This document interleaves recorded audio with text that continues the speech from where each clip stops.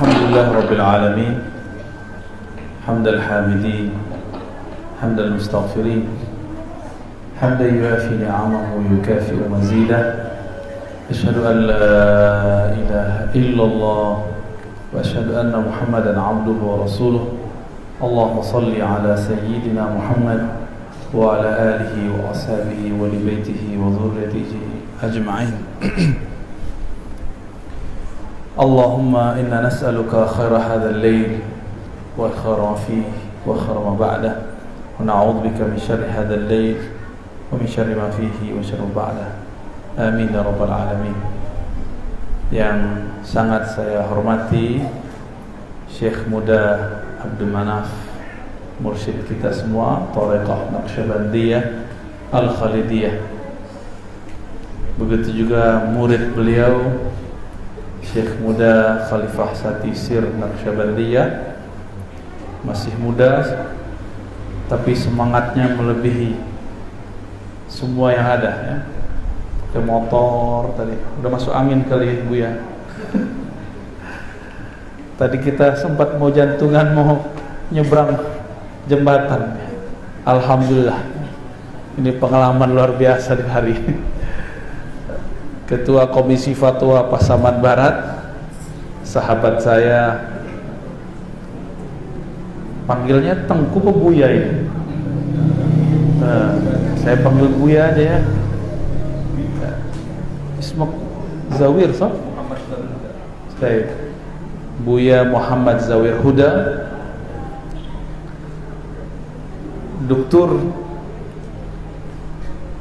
bisa banyak bahasa antum kayaknya nih, bisa bahasa Arab, bahasa Mandailing, bahasa Minang, bahasa jangan-jangan bisa bahasa hewan juga. Ketuakan para pemimpin masyarakat, pemimpin umat, pengurus masjid, sahabat-sahabat, ansar, banser, semoga Allah meridhai kita semua.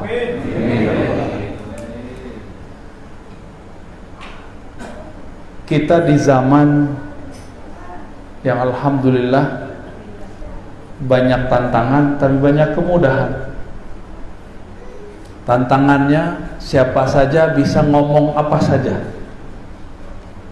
Benar Ibu ya? Siapa saja bisa ngomong apa aja.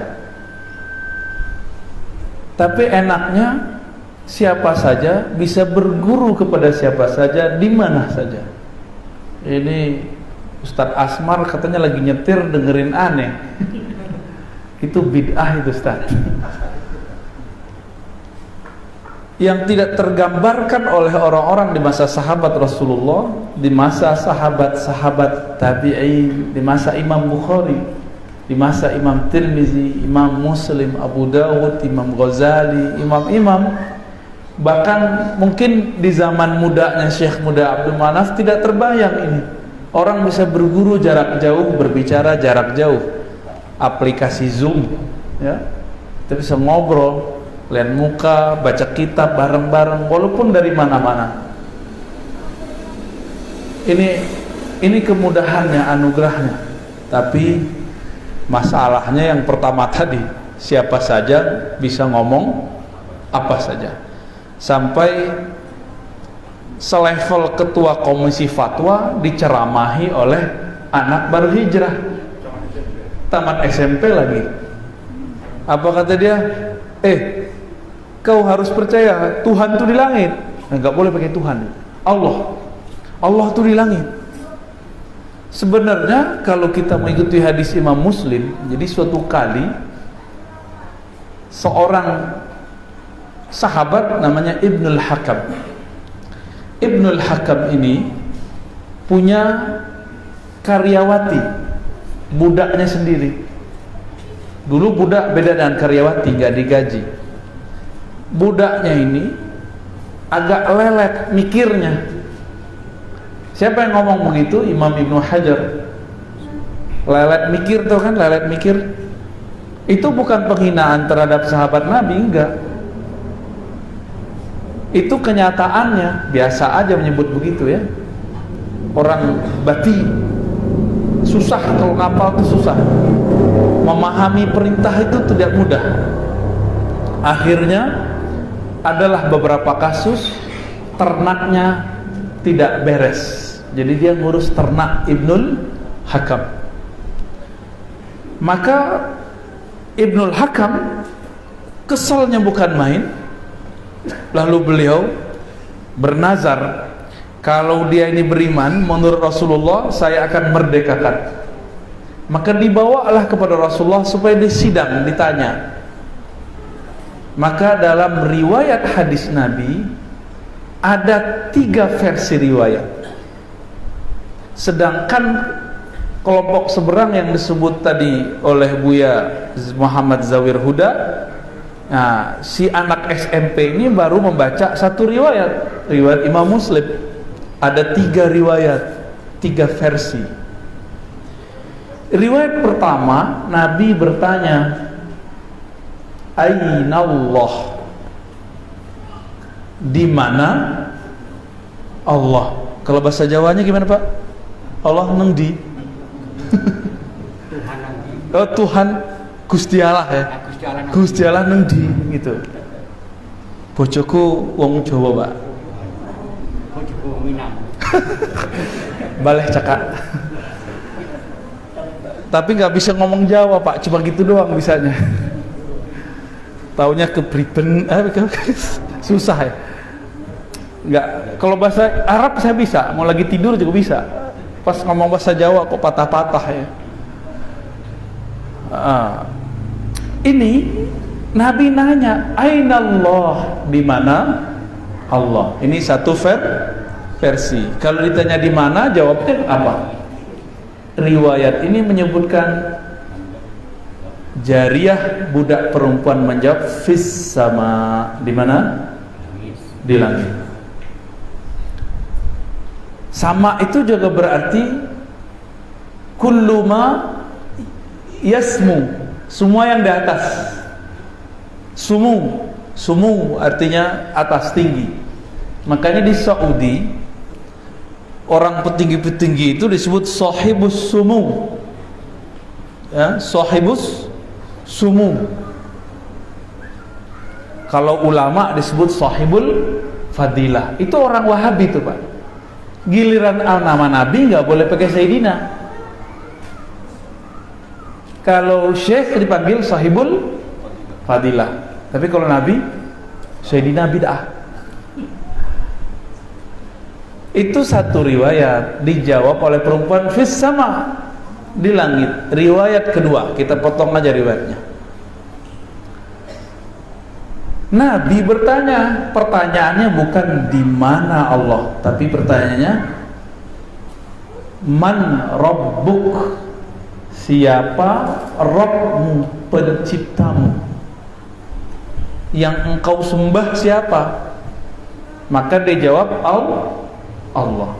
Riwayat ketiga, dan ini ada di riwayat Imam Ahmad ya tadi, riwayatnya Hasan, disebutkan bahwa Nabi bertanya, atashhadina alla ilaha illallah, apakah engkau hai budak perempuan percaya tiada yang berhak disembah kecuali Allah?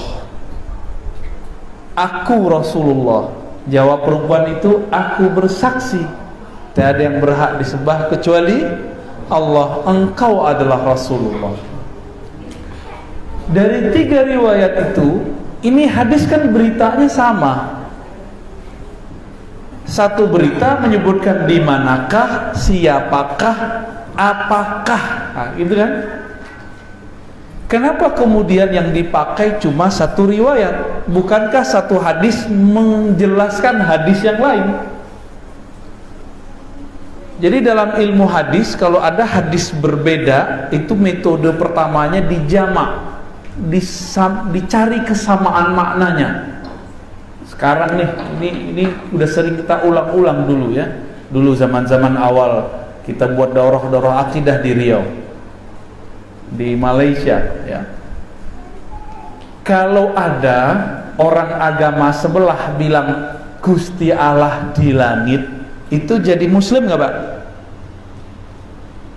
Orang bilang Gusti Allah di langit, jadi muslim nggak? Orang agama sebelah nih, dia bilang Gusti Allah di langit, gimana? Masuk Islam nggak dia? Belum, nggak sah.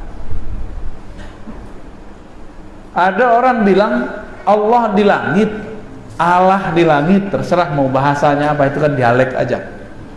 Jadi, udah masuk Islam belum nih? Belum. Kapan seseorang sah masuk Islam? Pakai riwayat pertama atau ketiga? Yang ketiga, yaitu syahadat. Syahadat itu kalau di agama sebelah baptis, persaksian, kira-kira begitu. Sama kok, semua agama begitu. Ya. Maka seseorang tidak akan pindah agama kecuali dia kemudian bersaksi, memberikan persaksian dengan istilah agama masing-masing. Di dalam Islam, seseorang tidak disebut muslim kalau dia tidak memberikan persaksian itu. Jadi, secara riwayat seakan yang kuat adalah riwayat Imam Muslim. Tapi secara ilmu akidah mana yang kuat? Yang kedua dan ketiga. Oke? Oleh sebab itu, seorang syekh di Libanon, itu banyak pengikut juga di Indonesia, namanya Syekh Abdullah Al-Harari. Dia Ahlussunnah tapi agak ketat, agak keras sedikit, karena beliau korban kezaliman Wahabi di zamannya. Syekh Abdullah Harari ini kemudian mengatakan di ahli hadis, hadis Imam Muslim ini walaupun sahih secara zahir, tapi dia punya illat. Illatnya bukan pada rawinya, tapi pada marwinya. Marwi itu teks yang diriwayatkan bertentangan dengan ilmu akidah. Maka hadis ini bermasalah secara konten. Dan beliau juga mengatakan hadis ini bahkan bisa masuk kepada yang disebut muttorik. Muttorik itu kontradiksi dengan hadis kedua dan ketiga. Jadi, boleh nggak kita mengatakan Allah di langit? Nah, terlepas dari itu, kita punya imam namanya Imam Nawawi. Imam Nawawi ini tugasnya menjelaskan, mensyarah kitab-kitab hadis. Salah satu yang disyarah, wah ini lebih cakep ini. Barakallahu fiik. Salah satu yang disyarah beliau itu kitab Sahih Muslim. Di situ disebutkan, kata Imam Nawawi, Nabi kalau mau kita terima nih hadis Imam Muslim ini, maka mesti dipahami dengan kaidah yang ketat. Apa itu? Nabi menerimanya, memakluminya karena si perempuan menolak Tuhan berhala. Maksud dia Tuhan langit, Tuhan di langit, untuk menolak Tuhan berhala. Itu maksud dia. Maksud si perempuan, karena dia kurang ibarat, kurang cerdas mengibaratkan, maka Nabi memaklumi, Nabi mengerti isi hatinya. Itu pertama. Yang kedua, kalaupun diterima, maka harus dipahami bahwa di situ bukan arti sama di atas arah, tapi itu artinya Allah Maha Tinggi. Nah, macam-macam penjelasan Imam Nawawi. Karena persoalan ini, Imam Nawawi ini tidak dianggap ahlus sunnah oleh Syekh Albani, ya, Syekh Saleh Fauzan dalam bab akidah. Jadi imam-imam aja mereka keluar dari ahlus sunnah, apalagi cuma ketua komisi fatwa, apalagi mursyid tarekat Naqsyabandiyah. Mereka benci sekali sama tarekat, ya, sangat-sangat benci. Karena tidak faham beda Syiah dengan tasawuf, mereka menyamakan Sufi dengan Syiah. Tahu Syiah nggak Bapak Ibu? Syiah, si Beh gitu ya. Apa itu Syiah? Syiah ini kelompok yang cinta kepada Sayyidina Ali, Fatimah Zahra, tapi kemudian cintanya membuat mereka menghujat selain Ali dan Fatimah. Disebut Rafidah. Nah, Syiah Rafidah itulah yang bertentangan dengan kita. Ada Syiah yang tidak bertentangan dengan kita, disebut Syiah Zaidiyah. Dan sebagian kecil dari Syiah Imamiyah. Sebagian kecil. Ada kelompok mereka, saya udah kumpulkan sekitar 5 tokoh Syiah Imamiyah, itu menolak menghujat sahabat Nabi. Kata mereka, agama kami bukan nama menghujat. Kalau itu menghujat, maka itu bukanlah Syiah. Jadi ada yang ngomong begitu. Oh, berarti mereka juga macam-macam ya. Seperti Ahlus Sunnah juga macam-macam. Ada Ahlus Sunnah Asy'ariyah yang mayoritas, ada yang minoritas ini Wahabi ini. Biasanya kalau orang minoritas berisik nggak? Memang berisik ya. Punya TV, punya radio. Ahlus Sunnah baru belakangan Pak punya TV radio. Itu pun agak seret, agak susah. Kenapa? Dananya qalil, fulusuhu qalil. Jadi gak jalan. Makanya kami diijazahkan, diizinkan, diperintahkan guru kami, kamu ngajar-ngajar aja, ngajar kitab kayak ngajar Ahlus Sunnah kayak ngajar aja, gak usah sibuk-sibuk. Nanti kalau Allah ingin mengangkat kajian kita, Allah akan angkat aja, gak perlu pakai asbab. Jadi gak usah cari-cari popularitas, gak usah juga kita gak menghindar dari popularitas, jalan aja. Qul siru fil ard, berjalan aja di muka bumi, memenuhi panggilan Allah Subhanahu wa ta'ala. Nah, itu baru pembuka kaji. Sebab ketua MUI kita udah jadi korban, dibully oleh anak tamat SMP. Anak SMP bully doktor. Kira-kira gimana tuh? Mau meruntuhkan gunung. Ada gunung sini Bu ya, Gunung Pasaman bukan? Gunung Pasaman mau diruntuhkan tapi pakai palu kecil, plok kayak kapan selesainya ya, dibiarin aja nggak hancur. Nah, itulah yang terjadi ya. Ada yang ngajak saya berantem, ada ngajak berantem anak SMA juga. Kamu ini hujat-hujat loh, kapan kita mau hujat? Yang menghujat siapa? Yang selama ini menyesat-nyesatkan kita siapa? Kita kan selama ini diem, bener nggak? Antum nih selawatan, nggak pernah kan ngantem mereka, nggak pernah kan caci maki salafi, nggak pernah kan? Tapi mereka bilang apa? Antum ini apa? Ahli bid'ah. Antum ini dianggap musyrik oleh mereka karena muji-muji Sayyidah Fatimah, muji Sayyidina Ali, muji Sayyidina Nabi Sallallahu Alaihi Wasallam. Mau diem? Ini bukan provokasi loh ya, ini membangkitkan orang yang sedang tidur. Jangan diem. Orang diam-diam udah kita dikatakan sesat, antum diam-diam terus. Para ustadz takut ditinggal di jamaahnya. Dia tidak takut ditinggalkan Allah, tapi takut ditinggalkan jamaahnya. Kok pakai Allah Akbar? Kita bukan mau kampanye Pak Ketua. Kampanye Ahlus Sunnah ya.